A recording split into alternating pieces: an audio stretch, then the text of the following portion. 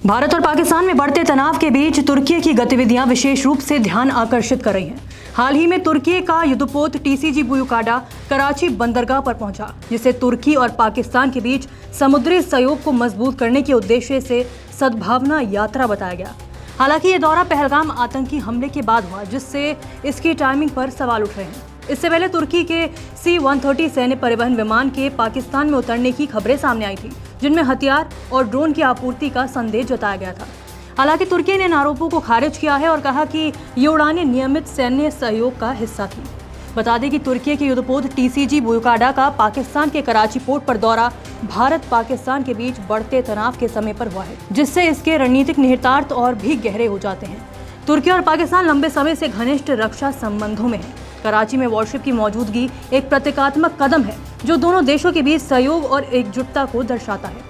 ऐसे में विशेषज्ञों का मानना है कि ये एक तरह का सिग्नल है, जो पाकिस्तान की तरफ से भारत को चेतावनी या दबाव बनाने की रणनीति का हिस्सा हो सकता है।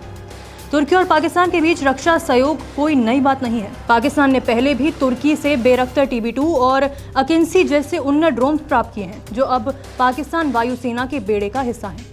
इस पर JNU के रिटायर्ड प्रोफेसर और विदेश मामलों के जानकार राजन कुमार कहते हैं, इसमें कोई शक नहीं है कि अगर भारत से युद्ध हुआ तो तुर्की पाकिस्तान का साथ देगा। तुर्की अपने आप को इस्लामिक देशों का लीडर के रूप में देखता है। पाकिस्तान भी एक इस्लामिक देश है, इसलिए तुर्की पाकिस्तान का साथ देने से पीछे नहीं हटेगा। इससे तुर्की की ओर से वेस्ट एशिया में संदेश जाएगा कि वह यहाँ भी इस्लामिक देशों को लीड करने की ताकत रखता है।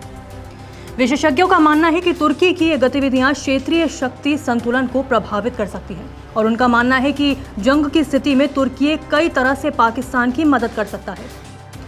पहला है, तुर्की पाकिस्तान को हथियार, ड्रोन, युद्धपोत या खुफिया जानकारी दे सकता है। तुर्की की ड्रोन टेक्नोलॉजी काफ़ी बेहतर है।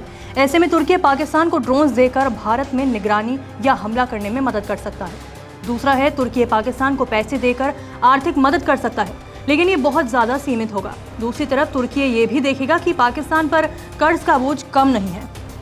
तीसरा है, तुर्की UN जैसे ऑर्गेनाइजेशन में भारत के खिलाफ प्रस्ताव लाकर या कश्मीर मुद्दे को उठाकर पाकिस्तान का समर्थन कर सकता है। तुर्की का कश्मीर पर रुख पाकिस्तान के साथ जुड़ता है।